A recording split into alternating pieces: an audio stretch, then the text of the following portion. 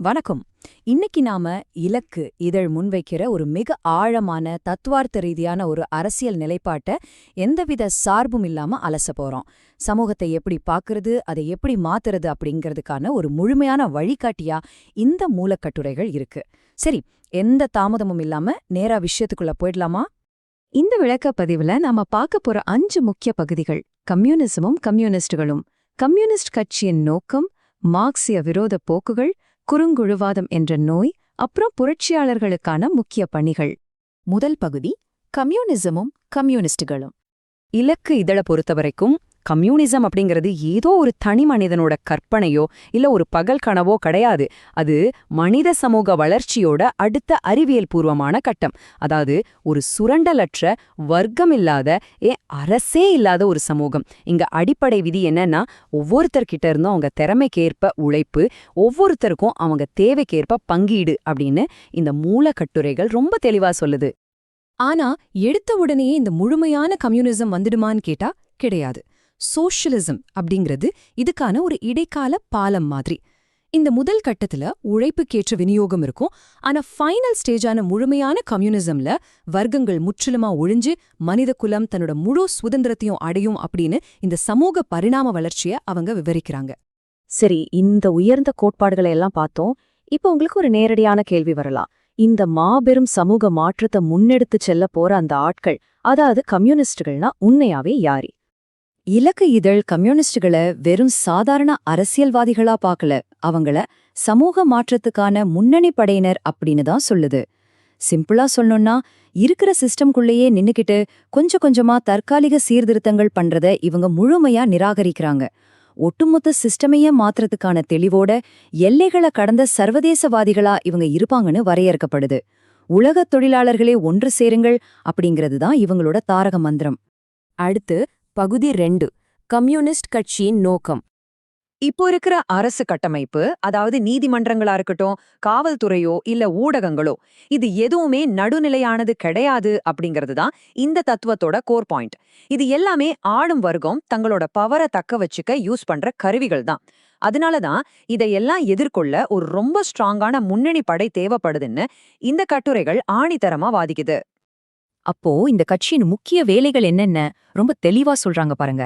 அதிகாரத்தை கைப்பற்றுறது, தனியார் சொத்துரிமையை ஒழிக்கிறது, மக்களுக்கு ஒரு ஆழமான அரசியல் கல்வியை கொடுக்கறது, அப்புறம் திருத்தல்வாதத்தை எதிர்த்து போராடுறது. இங்க புரட்சி அப்படிங்கிறது ஏதோ ஒரு நாள்ல உணர்ச்சி வசப்பட்டு வெடிக்கிற விஷயம் கிடையாது. அது ரொம்ப லாங் டேர்மான திட்டமிடப்பட்ட ஒரு ஸ்ட்ரக்சரல் ப்ராசஸ். சரி, பகுதி 3, மார்க்சிய விரோத போக்குகள். இந்த இயக்கத்துக்குள்ளேயே இருக்கிற சில சித்தாந்த நோய்களை பத்தி இலக்கு இதழ் ரொம்ப நடுநிலையா சில விமர்சனங்களை வைக்குது.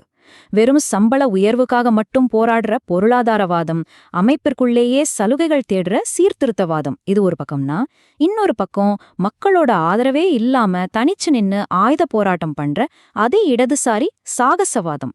இது ரெண்டையுமே மார்க்சிய அறிவியலுக்கு எதிரான துரோகமா தான் அவங்க பாக்குறாங்க. குறிப்பா இந்த தேர்தல் அரசியல் மேலே இவங்களுக்கு பெரிய நம்பிக்கை இல்ல. ஏன்னா நாடாளுமன்றவாதம் அப்படிங்கிறது மக்கள்கிட்ட ஒரு ஜனநாயக மாயையை மட்டும்தான் உருவாக்கும், உழைக்கும் வர்க்கத்தோட அதிகாரத்தை அதை நீர்த்து போக செஞ்சிடணும் இலக்கு இதழ் ரொம்ப ஆழமா நம்புது. அதுக்கு பதிலா உண்மையான அரசியல் வர்க்க உணர்வை மக்கள்கிட்ட கொண்டு சேர்க்கிற வெகுஜன பாதை தான் சரியான தீர்வுன்னு முன்வைக்கிறாங்க. அடுத்து பகுதி 4, குறுங்குழுவாதம் என்ற நோய். இது ரொம்ப முக்கியமான ஒரு டாபிக். குறுங்குழுவாதம்னா என்ன? இது ஒரு வகையான வரட்டுவாத முடக்கம்னு சொல்லலாம்.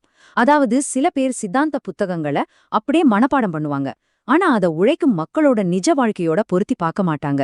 தாங்கள் மட்டும்தான் ரொம்ப தூய்மையான, உண்மையான புரட்சியாளர்கள்னு ஒரு சின்ன வட்டத்துக்குள்ள தாங்களை முடக்கிக்கிட்டு மத்த இடதுசாரிகளை எதிரிகளா பாப்பாங்க. குறுங்குழுவாதம் கட்சியை ஒரு புரட்சிகர கட்சி என்ற நிலையிலிருந்து மாற்றி ஒரு மதக்குழு போன்ற நிலைக்கு தள்ளிவிடுகிறது. இது எவ்வளவு பவர்ஃபுல்லான ஒரு விமர்சனம் பாருங்க. இந்த மாதிரி உட்கட்சி மோதல்களும் வரட்டுவாதங்களும் உண்மையாவே புரட்சிகர உணர்வோட வர்ற இளைஞர்களை ரொம்ப சீக்கிரமாவே சோர்வடைய செஞ்சிடும். கடைசியில இது யாருக்கு லாபம்னா பிற்போக்கு சக்திகளுக்கு தான் அப்படின்னு இந்த மூலங்கள் கடுமையா எச்சரிக்குது. இப்போ இறுதி பகுதிக்கு வந்துட்டோம். பகுதி 5, புரட்சியாளர்களுக்கான முக்கிய பணிகள். வருங்கால செயல்பாடாளர்களுக்கான ரோட் மேப் என்ன? முதல்ல ஆழமான தத்துவ வாசிப்பு மூலமா சித்தாந்த பயிற்சி எடுத்துக்கணும். 2வது, உழைக்கும் மக்களோட ஒன்றிணைஞ்சு வெகுஜனங்களை அமைப்பாக்கணும். இதுல இன்னைக்கு நாம குறிப்பா கவனிக்க வேண்டியது இணைய பயன்பாடு பத்தின அவங்களோட வார்னிங் தான்.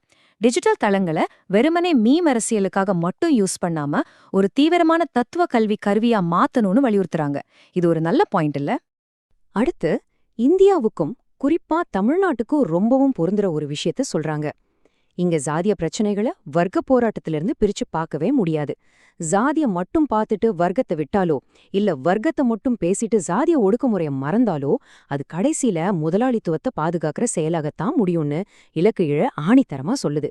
ஒரு புரட்சியாளருக்கு என்னென்ன ஒழுக்கம்லாம் தேவை, அவங்க எதெல்லாம் தவிர்க்கணும், யாரோ ஒருத்தல் நம்மள காப்பாத்துவாருங்கிற அந்த தனிநபர் ஹீரோ வழிபாடு, தேர்தல் மேல இருக்கிற மாயை, மொழி மதம் சார்ந்த பிரிவினைவாதம், அப்புறம் இந்த நுகர்வுவாத கலாச்சாரம், இதெல்லாம் கண்டிப்பா தவிர்க்கப்படணும். வாழ்க்கையோட நோக்கமே கூட்டு விடுதலையா இருக்கணுமே தவிர தனிப்பட்ட நுகர்வுவாத வெற்றியா இருக்கக்கூடாதுன்னு ரொம்ப ஸ்ட்ரிக்டா சொல்றாங்க. உலகை வெவ்வேறு வகையில் விளக்குவது மட்டும் போதாது, அதை மாற்ற வேண்டும். காரல் மார்க்ஸோட இந்த மிக முக்கியமான வரிகளோட தான் இந்த இதழ் நிறைவடையுது. வெறும் சமூக பகுப்பாய்வோட நிப்பாட்டிக்காம அதை எப்படி ஒரு ஸ்ட்ரக்சரல் சேஞ்சா மாத்துறது அப்படிங்கிறதுக்கான இலக்கு இதழோட கட்டமைப்பை நாம இன்னைக்கு முழுமையா பார்த்தோம். இப்போ ஃபைனலா உங்ககிட்ட ஒரு கேள்வி. இந்த தத்துவங்கள்லாம் இன்றைய மாடர்ன் உலகத்தை மாத்துறதுக்கான நடைமுறை கருவிகளா, இல்ல வெறும் வரலாற்று புத்தகத்தில் இருக்கிற விவாதங்களா? நீங்களே யோசிச்சு பாருங்க. இந்த விளக்கப்பதிவு கண்டிப்பா உங்களுக்கு பல புதிய திறப்புகளை கொடுத்திருக்கும் நம்புறேன். மீண்டும் சந்திப்போம்.